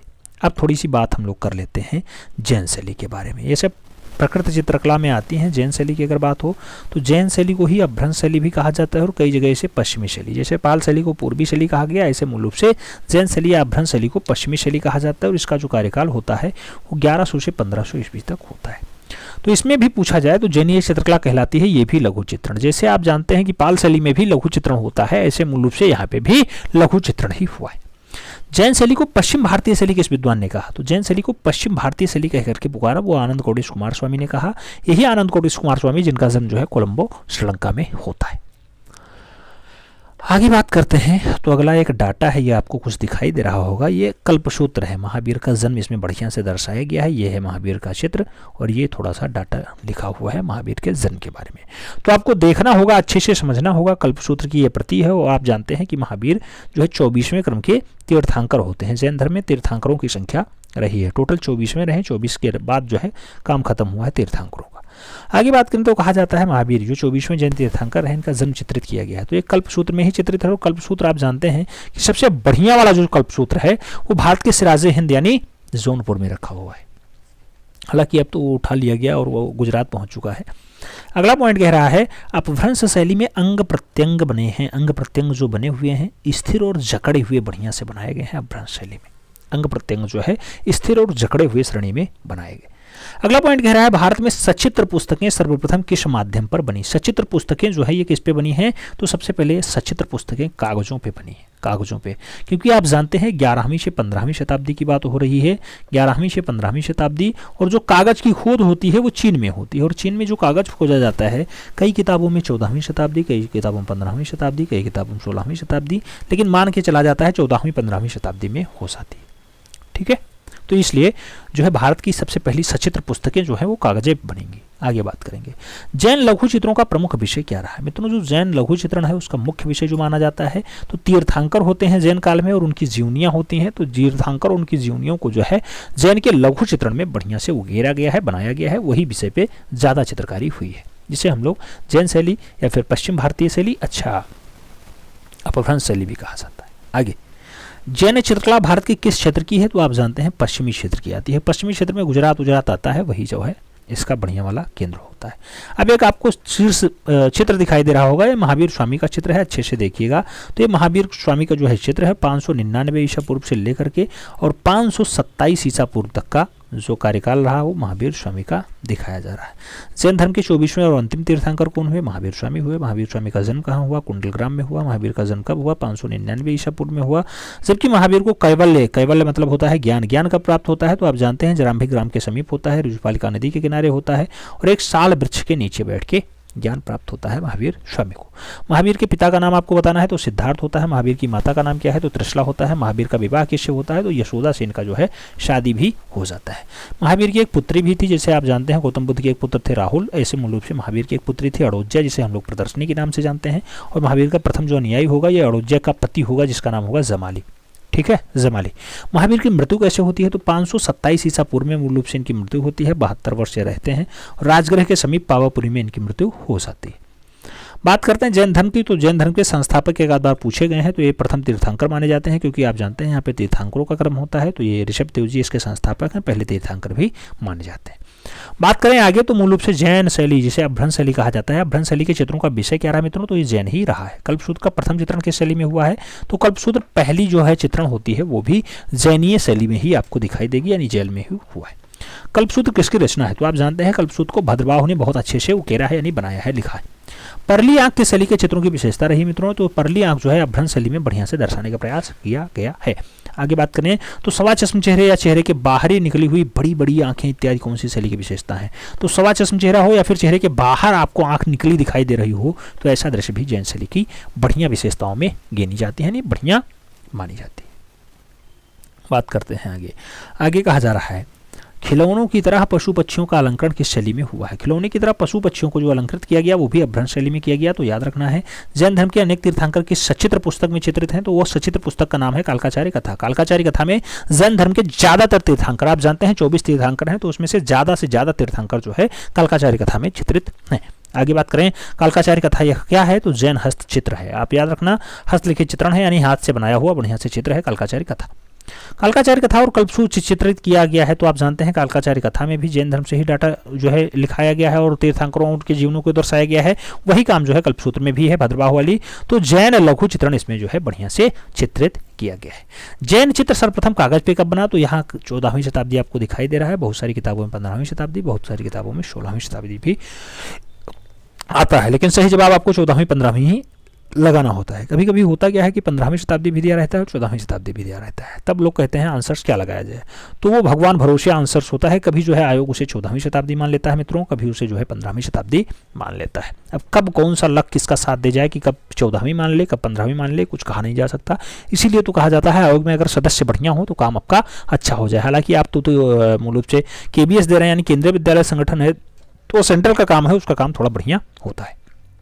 आगे बात करते हैं भारतीय चित्रकला के इतिहास में कागज का सर्वप्रथम प्रयोग कहाँ हुआ। जैन शैली में हुआ। कागज खोजा कहाँ गया आप जानते हैं चीन में खोजा गया। ठीक है, आगे बात करते हैं। आगे कहा जाता है जैन शैली का प्राचीनतम चित्रित ग्रंथ कौन सा है मित्रों। जो प्राचीनतम चित्रित ग्रंथ होगा, जैसे आप देखते थे अभी पाल शैली में प्रज्ञा पारमिता होता था सबसे पहला ग्रंथ, तो यहाँ पे जो है निशीथ चूर्णी होता है, निशीथ चूर्णी होता है। ऐसे श्रीश्लाका पुरुष चरित्रम के रचयिता कौन है मित्रों तो हेमचंद्राचार्य इन्हें माना जाता है। हेमचंद्राचार्य पहले जो है वो माने जाते हैं इसके रचयिता। आगे बात करते हैं तो अगला पॉइंट आता है निशीथ चूर्णी जितन दास ग्रहणित के द्वारा रचित है। निशीथ चूर्णी इसका निर्माण मूल रूप से किसके समय में हुआ था तो सिद्धराज सिंह जय सिंह के द्वारा जो है इन्हीं के समय में जिनदास गढ़ी के द्वारा जो है रचित किया जाता है निशीथ चूर्णी। किसके द्वारा जिनदास गढ़ी के द्वारा। किस समय में लगभग 11वीं शताब्दी यानी 11वीं ईस्वी के आसपास जो है 1100 ईस्वी के आसपास निशीथ चूर्णी लिखी जाती है जितन दास के द्वारा, और सिद्धराज जय सिंह उस टाइम जो है शासक होते हैं। आगे बात करते हैं। अगला पॉइंट आ ही गया, कल्पसूत्र की सबसे बढ़िया वाली प्रति कहाँ पे है तो आप जानते हैं जौनपुर में। कल्पसूत्र की कौन सी प्रति श्रेष्ठ है और जो स्वर्ण अक्षरों में लिखी गई है, सोने के अक्षरों में लिखी गई है, जौनपुर के बादशाह हैं हुसैन शाह सरकी के समय में लिखाई गई। 1467 ईस्वी में बढ़िया से लिखाई गई है। इसकी एक प्रति बड़ोदरा के ज्ञान मंदिर में आप सुरक्षित है। तो ये सन भी बहुत इंपॉर्टेंट है। 1467 कई बार पूछा गया। हुसैन शाह सरकी ने मूल रूप से जौनपुर वाली, आप जानते हैं जौनपुर वाली कल्पसूत्र की रचना कब करवाई तो 1467 आपको आंसर्स देना होता है। आगे बात करें मित्रों तो अगला समय आता है, इस समय जौनपुर की तुलना ईरान के किस शहर से की जाती है तो आप जानते हैं ईरान लगाना, इराक मत लगाना, ईरान की सिराज से की जाती है, इसीलिए भारत का सिराज हिंद कहा जाता है जौनपुर को। आगे बात करें तो आगे कहा जाता है कि जिन ग्रंथों में अभ्रंश शैली के चित्र मिलते हैं वो कौन कौन से हैं तो वो ग्रंथ मूल रूप से अभ्रंश शैली के चित्र पाने वाले बाल गोपाल स्तुति है, रति रहस्य है, दुर्गा सप्तती है, बसंत विलास है, कल्पसूत्र है, कालकाचार्य कथा है, निशीथ चूर्णी है और कथा सारित्व सागर है। तो ये सब ग्रंथ जो है मूल रूप से बढ़िया वाले हैं और इनकी जो डाटा है वो दिखाई देते हैं आपको अपभ्रंश शैली के चित्रों में। आगे बात करें अगला कौन सा डाटा आएगा, बसंत विलास के बारे में कहा जा रहा है। बसंत विलास के चित्र कहाँ पाए जाते हैं? तो बसंत विलास का जो चित्र होगा गुजरात में पाया जाएगा। किन शैली के चित्रों में सीमांत रेखाओं को निब की सहायता से जो है काली स्याही में बनाया गया है? तो निब की सहायता से सीमांत रेखाओं को अभ्रंश शैली में दर्शाने का प्रयास किया गया। आगे हम लोग बात करें तो आगे कुछ डाटा और आता है, जिसे हम लोग पढ़ें तो क्या आ रहा है? कहा जा रहा है पश्चिम भारतीय शैली के आकारों की बाह्य रेखाएं कैसी बनी हुई हैं? पश्चिम भारतीय शैली के आकारों की बाह्य रेखाएं जो है मूल रूप से कैसी बनी हुई हैं? तो काली स्याही से कलम के द्वारा बनाई गई हैं। और अगला पॉइंट आ रहा है लौर चंदा के लेखक कौन थे? मित्रों जो लौर चंदा है, लौर चंदा के जो लेखक हैं मूल रूप से मुल्ला दाऊद है, मुल्ला दाऊद है। बहुत सारे लोग सोच रहे होंगे केबीएस का डाटा पढ़ा रहे हैं तो हमारे लिए क्या? तो मित्रों केबी पश्चिम भारतीय शैली के आकारों की बाह्य रेखाएं कैसी बनी हुई हैं? तो आपको याद रखना होगा काली स्याही के द्वारा जो है कलम से बनाई गई हैं। लौर चंदा के लेखक कौन है? तो मुल्ला दाऊद होते हैं। मित्रों अभ्रंश शैली के चेहरे कैसे दिखाई देते हैं? तो भाव शून्य होते हैं अभ्रंश शैली के चित्र। याद रखना अभ्रंश शैली के जो चेहरे हैं वो भाव शून्य होते हैं। जैन शैली के चित्रों में किन रंगों की प्रधानता रही है? तो ये प्राथमिक रंग खूब ज़्यादा हावी रहे हैं। यहाँ पे प्राथमिक रंग जो है ज़्यादा हावी रहे। बात करें आगे तो आगे आता है कि जैन शैली में पशु पक्षी और प्रकृति का चित्रण कैसा रहा है? तो पशु पक्षी और जो प्राकृतिक को दर्शाया गया है वो अस्वाभाविक दर्शाया गया, यानी स्वाभाविक नहीं है, यानी वास्तविक नहीं दर्शाया गया, अस्वाभाविक रूप से दर्शाने का प्रयास किया गया। आगे बात करते हैं, अगला पॉइंट आता है पटचित्रों के निर्माण में किस शैली को अपनाया गया? पटचित्रों के निर्माण में कौन सी शैली? तो गौड़ शैली को अपनाया गया है, गौड़ शैली को। ठीक है। अगला पॉइंट कपड़े पर निर्मित उस काव्य कलाकृति का नाम बताइए। तो जो श्री मेहता को गुजरात से मिली थी वो है बसंत विलास। बसंत विलास की जो लिपि काल है 1451 ईस्वी है, 1451 ईस्वी। आगे बात करते हैं, अगला पॉइंट आता है बसंत विलास में कितने चित्र हैं? खूब क्वेश्चन से बनता है मित्रों, इस पे स्टार लगाइएगा। बसंत विलास में जो चित्रों की संख्या है वो 79 है, 79। ठीक है। आगे बात करें तो अगला पॉइंट आता है जैन शैली से प्राप्त चोर पंचायस्का के चित्रों में क्या चित्रित है? चोर पंचायस्का का जो चित्रण है बिल्हाण और पंचावती का प्रणय लीला को दर्शाने का प्रयास चोर पंचायस्का में किया गया है। तो याद रखना चोर पंचायस्का में क्या चित्रित है? बिल्हाण और चंपावती का प्रणय लीला चित्रित है। ठीक है। आगे जैन शैली को अभ्रंश शैली नाम किसने दिया? तो जैन शैली को अभ्रंश शैली कह के पुकारा था रायकृष्ण दास ने। याद रखना स्वर्गीय रायकृष्ण दास जैन शैली को अभ्रंश शैली कह के पुकारते हैं। आगे बात आएगी तो अगला पॉइंट आएगा जैन शैली के चित्रों में धरातल क्या रहा है? जैन चित्रों की शैली में जो धरातल रहा मित्रों वो ताड़पत्र, कपड़ा और कागज रहा, और कागज के साथ भित्ति यानी दीवार पर भी चित्रण का कार्य हुआ है जैन शैली में। आगे बात करते हैं, अगला पॉइंट आता है पाक शास्त्र का ग्रंथ है न्यामतनामा। न्यामतनामा किसके राज्यकाल में जो है लिखा गया? न्यामतनामा किसके राज्यकाल में लिखा गया? तो गयासुद्दीन खिलजी उस टाइम शासक होता है, 1469 से 1500 ईस्वी का समय होता है, उसी टाइम जो है न्यामतनामा लिखा जाता है। आगे बात करते हैं, अगला पॉइंट आया जैन शैली का आरंभ विकास होता है। तो आरंभिक विकास जो जैन शैली का है वो 1100 ईस्वी के आसपास होता है, 1100 से 1500 ईस्वी के आसपास हुआ है। बात करें आगे तो आगे आएगा मित्रों कि जैन शैली की खोज किसने की? तो आप जानते हैं जैन शैली को डॉक्टर आनंद कोटेश कुमार स्वामी ने खोजा है, वही श्रीलंका वाले आप जानते हैं आनंद कोटेश कुमार स्वामी जैन शैली को खोजते हैं। अगला पॉइंट सन 1924 ईस्वी में बर्लिन म्यूजियम जर्मनी में कल्पसूत्र की एक सचित्र प्रति किसने खोजी? तो जो जर्मनी में कल्पसूत्र खोजा जाएगा वो भी आनंद कोटेश कुमार स्वामी के द्वारा ही खोजा जाएगा। कब? 1924 यानी 1924 ईस्वी में खोजा जाता है। आगे बात करते हैं गीत गोविंद के बारे में। तो गीत गोविंद और कल्पसूत्र किस धर्म की सचित्र पुस्तकें हैं? तो याद रखना गीत गोविंद और कल्पसूत्र जो है ये जैन धर्म की बढ़िया वाली सचित्र पुस्तकें मानी जाती हैं। आगे रति रहस्य की बात हो रही है। रति रहस्य और कामसूत्र ग्रंथों पर आधारित चित्र कैसा है? तो आप जानते हैं जैन शैली के बढ़िया वाले चित्र माने जाते हैं, जैन शैली के बढ़िया वाले चित्र माने जाते हैं। बात करें इसकी तो एक आप चित्र देखिएगा, ये चित्र मूल रूप से कौन सी शैली के हैं, किस धर्म से हैं? आप देखेंगे राजस्थानी शैली के हैं, बढ़िया वाले डाटा माने जाते हैं। राजस्थानी शैली का एक बढ़िया नमूना और कलाकार कौन है? निहाल चंद्र है, 18वीं शताब्दी में बनाया गया है, बढ़िया चित्रण माना जाता है। राजपूत शैली किसका सम्मिलित नाम होता है? ये खूब पूछा जाता है। राजस्थानी और पहाड़ी जब मिला दो तो राजपूत शैली का जन्म हो जाता है। तो राजस्थानी प्लस पहाड़ी इक्वल टू राजपूत बनता है, याद रखना है, क्वेश्चन खूब पूछा जाता है। राजपूत शैली के चित्रों में किस नाम से जाना जाता है? तो जो राजपूत शैली का चित्र है मित्रों वो किस नाम से जाना जाएगा? राजस्थानी और हिंदू शैली के नाम से पुकारा जाएगा। राजपूत शैली की खोज किसने की थी? आप जानते हैं डॉक्टर आनंद कोटेश कुमार स्वामी ने खोजा। जैसे आप जानते हैं कि मूल रूप से जैन शैली जिसे अभ्रंश शैली कहा जाता है उसकी खोज भी आनंद कोटेश कुमार स्वामी ने की। ऐसे आगे बात करें तो कहा जाता है 1916 ईस्वी में आनंद कोटेश कुमार स्वामी ने अपनी पुस्तक राजपूत पेंटिंग में उत्तर भारत से प्राप्त चित्रों को कितने भागों में बांटा? तो 2 भागों में बांटा था, एक तो मुगल शैली कहा, दूसरा राजपूत शैली कहा। राजपूत शैली वही है राजस्थानी प्लस जो है कौन सी शैली आप मिलाते हैं? पहाड़ी, तो आप राजपूत शैली पा जाते हैं। तो राजपूत पेंटिंग में 1916 की पुस्तक है, याद रखना किसने लिखी है, आनंद कोटिस कुमार स्वामी ने लिखी है। अगला पॉइंट कह रहा है डॉक्टर आनंद कोटिस कुमार स्वामी ने राजपूत शैली के अंतर्गत किन चित्रों को रखा है। तो राजपूत शैली के अंतर्गत राजस्थानी और पहाड़ी चित्रों को इन्होंने रखा है, याद रखना। राजपूत पेंटिंग किसकी पुस्तक है, आनंद कोटिस कुमार स्वामी की है, आप जानते ही हैं। राजस्थानी राजपूत लघु चित्रकला के प्रारंभिक चित्रों का उदाहरण कहाँ से प्राप्त होता है। तो राजस्थानी राजपूत लघु चित्रकला का जो प्रारंभिक उदाहरण है मित्रों, वो उदयपुर से स्टार्ट होता है। उदयपुर झीलों का शहर भी कहा जाता है। राजस्थानी चित्रकला किस धर्म पे आधारित है। तो जो धर्म होता है मित्रों वो हिंदू धर्म होता है। राजस्थानी चित्रकला हिंदू धर्म से संबंधित है। अगला पॉइंट कह रहा है राजस्थानी पेंटिंग के पसंदीदा विषय थे। राजस्थानी पेंटिंग के जो पसंदीदा विषय रहे मित्रों वो राधा और कृष्ण रहे। राधा और कृष्ण बहुत अच्छे से दर्शाने के प्रयास किए गए हैं राजस्थानी पेंटिंग में। आगे, किस प्रदेश की चित्रित हवेलियां जो है विख्यात रही। तो चित्रित हवेलियां जो विख्यात हैं वो राजस्थान की हैं, ज़्यादा फेमस होती हैं यहाँ की हवेलियां। आगे पॉइंट आता है रागमाला पे आधारित सर्वाधिक चित्र किस शैली में बना। तो रागमाला पे आधारित जो सबसे ज़्यादा चित्र बना है मित्रों वो भी मूल रूप से राजस्थानी शैली में ही बना है। किस राजस्थानी शैली में। पारंपरिक लघु चित्रों की अगर बात करते हैं तो उसके विषय क्या नहीं है। तो अमूर्त चित्रण यहाँ नहीं किया गया। अमूर्त चित्रण राजस्थानी शैली में नहीं किया गया है, याद रखना। आगे, अलग अलग राजस्थानी चित्रों की पहचान का उत्तम साधन क्या होता है। तो अलग अलग राजस्थानी शैली को अगर आपको पहचानना है तो आपको आंख देखना पड़ेगा। चित्रकारों की कलाकारी में आपको आंख देखना पड़ेगा। आंख से आपको पता चल जाएगा कि ये किस शैली का है।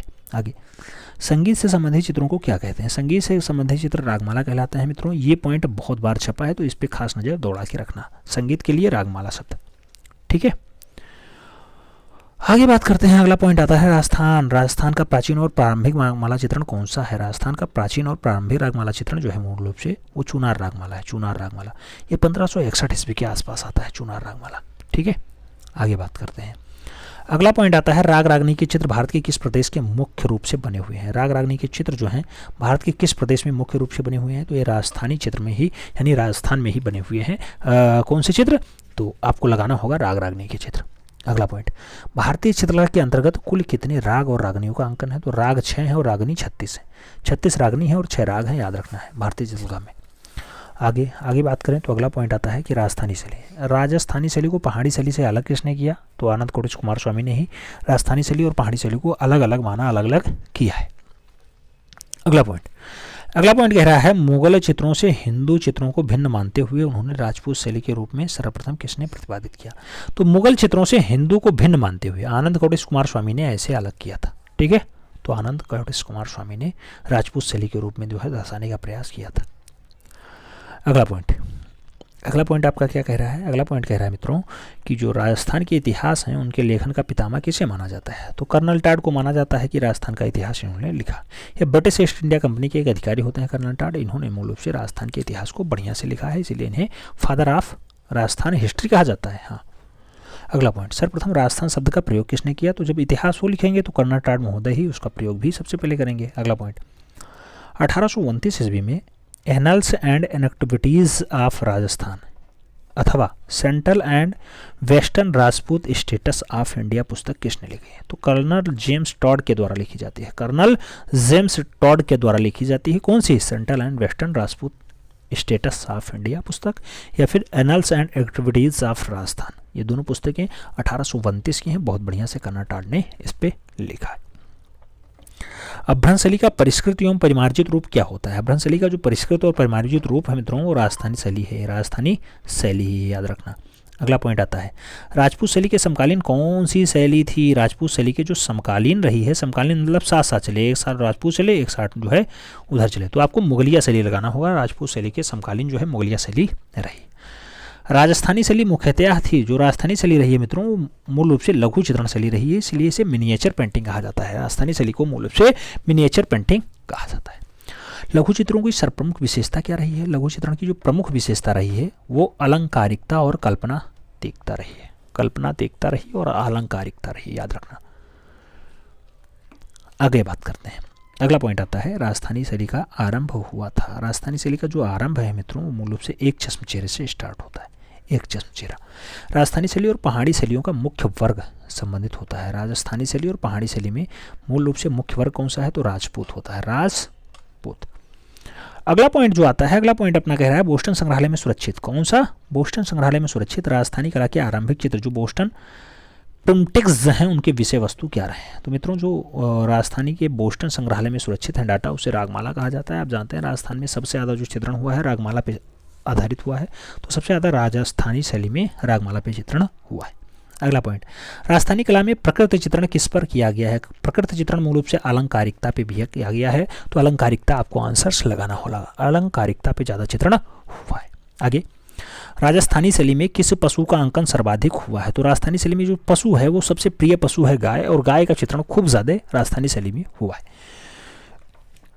आगे बात करते हैं, अगला पॉइंट आता है कि मांडू। मांडू मध्य प्रदेश में स्थित है, खूब पूछा जाता है। कौन सी पांडुपी में चित्रित किया गया। तो निमातनामा, निमातनामा में मूल रूप से मांडू को बढ़िया से दर्शाने का प्रयास किया गया। मांडू कहाँ पे है, मध्य प्रदेश में। आगे, मालवा में चोर पंचायत का नामक चित्रण किसके संरक्षण में माना जाता है। तो चोर पंचायत का जो है मूल रूप से बाज बहादुर के अंडर में बनाई गई, बाज बहादुर के अंडर में चोर पंचायत को बहुत बढ़िया से चित्रित किया गया, और मालवा शैली का एक उत्कृष्ट नमूना माना जाता है चोर पंचायत का।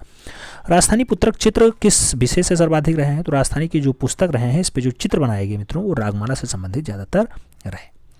बात करें आगे, तो आगे आता है रसिक प्रिया। रसिक प्रिया का सर्वप्रथम चित्रण किस स्थान पे हुआ है। बुंदेलखंड में रसिक प्रिया को बढ़िया से बनाया गया। आगे, राजस्थानी शैली के व्यक्ति चित्रों में जो है किस प्रकार की दृष्टि मुक्तियाँ अपनाई गई है। राजस्थानी शैली के जो व्यक्ति चित्रण है मित्रों उसमें सबसे ज़्यादा भावात्मक और काव्यात्मक चित्रों को दर्शाने का प्रयास अच्छे से किया है वहाँ के कलाकारों ने। अगला पॉइंट जो आता है, इसी में से कोई एक पॉइंट आपके एग्जाम में छपेगा। 3 से 4 प्रश्न भी आ सकते हैं, 1 से 2 प्रश्न भी आ सकते हैं, कुछ कहा नहीं जा सकता कितने क्वेश्चंस कहाँ से एग्जामिनर उठा ले, क्योंकि 100 क्वेश्चंस आने हैं और 100 क्वेश्चंस के लिए आपको इंपॉर्टेंस तो रखनी ही पड़ेगी। आप जानते हैं TGT 8 जो यूपी वाला है वहाँ 125 प्रश्न आएंगे, वहाँ आपको 100 प्रश्न ही देखने को मिलेंगे। अब उसमें से दोनों के लिए इंपॉर्टेंट है, उसमें कोई डाउट्स नहीं है, लेकिन हाँ KBS स्पेशल हम इस टाइम कर रहे हैं, तो KBS स्पेशल पे ही हम जोर दे रहे हैं। राजस्थान से प्राप्त एक चित्र में नायिका कुएं से पानी भर के एक पुरुष को पिला रही है, वह पुरुष कौन सा है। तो नायिका पानी भर रही है कुएं से और पुरुष को पिला रही है, वह पुरुष जो है एक सिपाही होता है। ये क्वेश्चन छप सकता है, इसलिए इस पे खास जोर दिया गया है, इंपॉर्टेंट है, याद रखना। अगला पॉइंट, राजस्थानी शैली में कृष्ण की किन लीलाओं का वर्णन अधिक हुआ है। कृष्ण की कौन सी लीलाओं को बढ़िया से दर्शाया गया। तो रास लीलाओं को। इसीलिए जब क्वेश्चन पूछा जाता है तो ये पूछा जाता है राजस्थानी शैली का चित्रण मूल रूप से मुख्य विषय रहा, तो वहाँ पे श्री कृष्ण लीला खूब ज्यादा आंसर्स बनता है। जैसे प्रिय पशु क्या रहा, तो गाय का चित्रण खूब हुआ है ऐसे।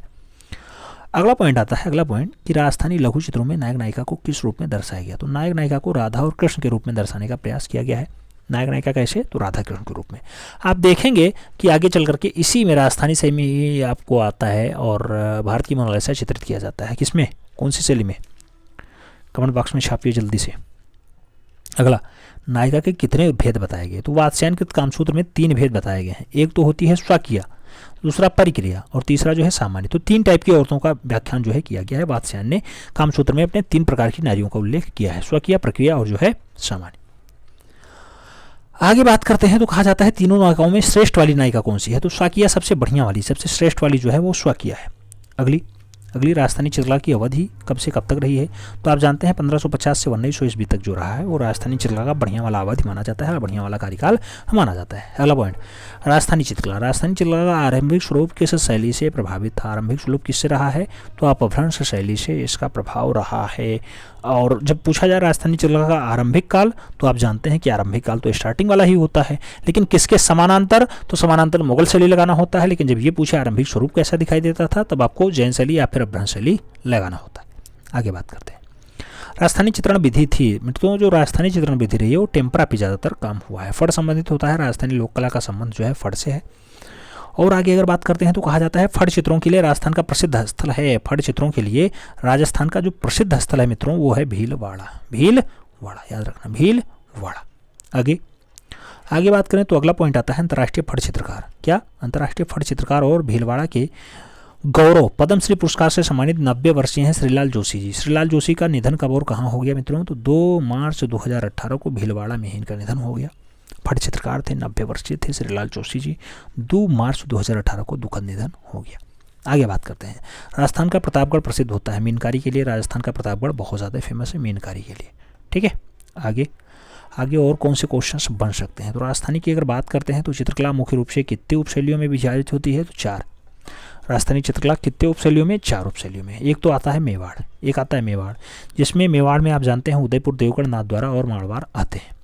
और मेवाड़ के साथ साथ उदयपुर, देवगढ़ और नाथद्वारा आते हैं। मारवाड़ जो आती है दूसरी शैली है, जिसमें जोधपुर, बीकानेर, किशनगढ़, अजमेर और नागौर आते हैं। तो अभी हमने पूछा था भारत की मोनालिसा जिसे बनीठनी कहा जाता है कहाँ चित्रित है, तो आप जानते हैं मारवाड़ शैली के अंतर्गत आती है, किशनगढ़ में बढ़िया से चित्रित की गई है। आगे बात करें तो अगला पॉइंट आता है हड़ौत शैली का। हड़ौती शैली जो होती है मित्रों, ये हड़ौती तीसरी टाइप की शैली होती है।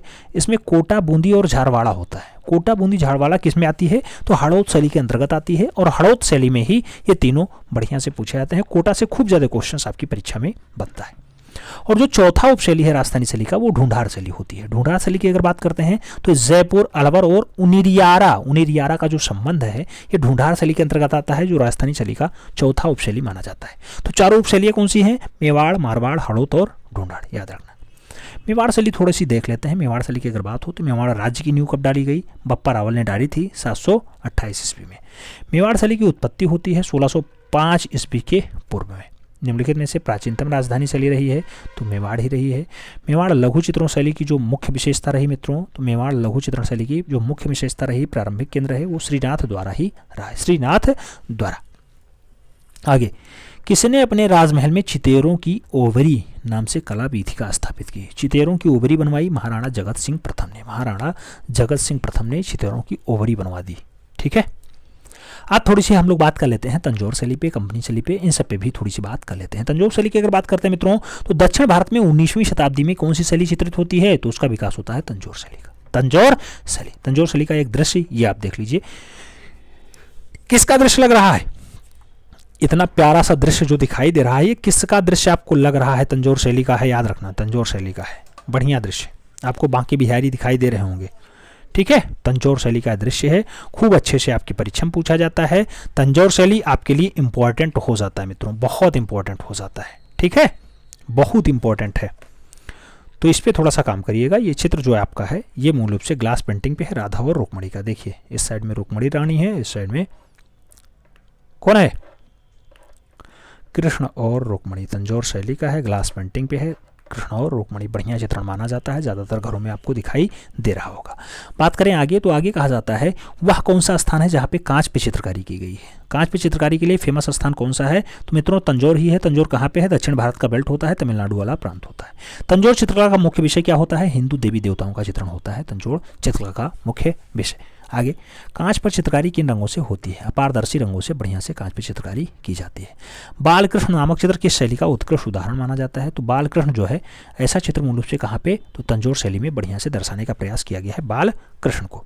बात करें आगे, तो तंजौर शैली के प्रसिद्ध कलाकार हैं, तंजौर शैली के जो फेमस कलाकार हैं वो सी कोंडिया राजू हैं। सी कोंडिया राजू कहाँ के बढ़िया कलाकार हैं, तो मूल रूप से तंजौर शैली के, यानी तमिलनाडु वाले क्षेत्र के बढ़िया वाले कलाकार माने जाते हैं। ये तो तंजौर शैली की बात हो गई। बालकृष्ण लीला जहाँ का बढ़िया वाला उदाहरण है। फिर थोड़ा सा उड़ीसा शैली के बारे में देख लेते हैं। उड़ीसा शैली वही है, पट चित्रण के लिए फेमस होती है मित्रों, तो ये खूब पूछा जाता है पट चित्रकला कहाँ की फेमस है, उड़ीसा की। उड़ीसा शैली की जो विषय वस्तु रही वो क्या रहा, तो वहाँ पे भी राधा कृष्ण का ही दर्शन बढ़िया से किया गया है। उड़ीसा के पट चित्रों का जो मुख्य केंद्र रहा, तो आप जानते हैं उड़ीसा फेमस किस लिए है, जगन्नाथपुरी के लिए है, तो जगन्नाथपुरी उसका मुख्य विषय केंद्र में रहा है। कालीघाट शैली या फिर बाजार पेंटिंग अगर बात करते हैं, तो कलकत्ता में काली मंदिर के निकट, ये खूब ज़्यादा पूछा जाता है कालीघाट शैली। काली मंदिर के निकट बिकने वाली जो पट चित्रण है, मूल रूप से बंगाल में क्या कहलाते हैं, कालीघाट पेंटिंग कहलाते हैं। कालीघाट पेंटिंग कहलाता है। कलकत्ता की काली वाला जो मंदिर है मूल रूप से, वहाँ के पास में जो चित्रण होता है वो मूल रूप से कालीघाट पेंटिंग कहलाता है। तो थोड़ा सा डाटा और देख लेते हैं, आपको दिखा देते हैं। ये देखिए, ये काली जी की मूर्ति है, बहुत बढ़िया मूर्ति है, और इसको जो है दर्शाने का प्रयास किया गया है, और कालीघाट शैली का एक अच्छा नमूना है। कालीघाट शैली का एक अच्छा नमूना और भी है, जैसे रावण का हनुमान से जो है गले मिलना। रावण हनुमान से मिल रहे हैं, 1880 ईस्वी में बनाया गया है। अच्छे से देख लीजिएगा, ये है दशानन, एक साइड में दशानन, दूसरे साइड में हनुमान, देख रहे हैं, पूंछ दर्शाई गई है। ठीक है, आगे बात करते हैं, तो अगला पॉइंट आपका आता है, अगला पॉइंट आता है कालीघाट शैली का आरंभ होता है। तो कलकत्ता में स्थित है काली माता मंदिर, और वहीं से स्टार्ट हो जाता है कालीघाट शैली का आरंभिक काल। आरंभिक काल यहीं से स्टार्ट होता है मित्रों। आगे बात करें तो अगला पॉइंट आता है 1971 ईस्वी में। 1971 ईस्वी में लंदन में एक जो है बढ़िया वाला ग्रंथ लिखता है कालीघाट पेंटिंग्स, वो कब प्रकाशित होता है, किसके द्वारा प्रकाशित होता है, तो जो कालीघाट पेंटिंग्स है 1971 में लंदन में प्रकाशित होता है, वो WG आर्चर साहब ले जाते हैं और उसे जो है प्रकाशित करते हैं लंदन में। तो ये डाटा थोड़ा इंपॉर्टेंट हो जाता है, थोड़ा इंपॉर्टेंट हो जाता है। आगे 10 मिनट और पढ़ा लिया जाए, उसके बाद जो है हम लोग काम कंप्लीट करते हैं। और कंपनी शैली के बारे में भी देख लेते हैं। काली घाट शैली में मुख्य चित्रकार कौन थे? तो दो भाई होते हैं, एक तो एनसी घोष होते हैं, दूसरे केसी घोष होते हैं। एनसी घोष और केसी घोष जो है ये दोनों कलाकार हैं बहुत बढ़िया से, और काली घाट शैली के अच्छे कलाकार माने जाते हैं। काली घाट चित्रकार कहे जाते हैं मित्रों, तो काली घाट जो चित्रकार होते हैं वो पटुआ कलाकार कहलाते हैं। याद रखना, पटुआ कलाकार कौन? तो काली घाट के चित्रकार मूल रूप से पटुआ कलाकार कहलाते हैं। अगला पॉइंट आता है संगीत। संगीत का अभ्यास करते हुए, ये संगीत का अभ्यास करते हुए चित्र कैसा है? तो संगीत का अभ्यास करते हुए जो चित्र है ये काली घाट शैली का बढ़िया नमूना माना जाता है। अगला पॉइंट, काली घाट चित्रों का विषय क्या रहा? तो याद रखना इंपॉर्टेंट है, काली घाट के चित्रों का जो विषय रहा, राम भी रहा, कृष्ण भी रहे, शिव भी रहे, महाभारत भी है, काली माता के विभिन्न रूप हैं, बंगाली बाबू के वेश्यावृत्त के दृश्य भी हैं, बैसड़ों पर व्यंग भी है, श्यामाकांत बनर्जी के तंत्र योग और जो है तारकेश्वर सैंडकल्य भी हैं। उसके साथ अन्य चित्रण भी काली घाट शैली के विषय वस्तु रहे। आगे बात करते हैं, अगला पॉइंट आता है काली घाट चित्रों का माध्यम क्या रहा है? मित्रों, जो काली घाट चित्रों का माध्यम होगा वो माध्यम कपड़ा और टेम्परा भी होगा। कपड़े पर भी काली घाट में चित्रण हुए हैं, टेम्परा पर भी बहुत बढ़िया से उकेरा गया चित्र। अगला पॉइंट WG आर्चर ने किस चित्र शैली को बाजार पेंटिंग्स कहा? ये क्वेश्चंस बहुत इंपॉर्टेंट है, इस पर डबल स्टार लगाना। कौन कहता है बाजार पेंटिंग? WG आर्चर कहते हैं। कौन सी शैली को कहते हैं? कौन सी शैली? तो उसे काली घाट शैली कह के पुकारा जाता है, काली घाट शैली। आगे बात करते हैं कंपनी शैली की, और कंपनी शैली की अगर बात हो तो कंपनी शैली की और किस नामों से जाना जाता है या और किस नामों से पुकारा जाता है? कंपनी शैली मूल रूप से पटना शैली के नाम से जानी जाती है। कई जगह इसे जान शैली कहा जाता है, कई जगह इसे जो है फिरंगी शैली भी कहा जाता है। कौन सी शैली? फिरंगी शैली भी कहा जाता है। तो फिरंगी शैली, जान शैली, पटना शैली, कंपनी शैली, ये सब एक ही नाम होते हैं, याद रखना। आगे बात करते हैं, एक बढ़िया सा दृश्य देखिए, एक कंपनी शैली का बहुत बढ़िया वाला नमूना है। खूब ज़्यादा आदमी बैठे हुए हैं, दृश्य दिखाई दे रहा है। खान बहादुर अपने काबिलों में पुरुषों के साथ हैं, ऐसा दर्शाने का प्रयास जो है कंपनी शैली में किया गया है। कब का है?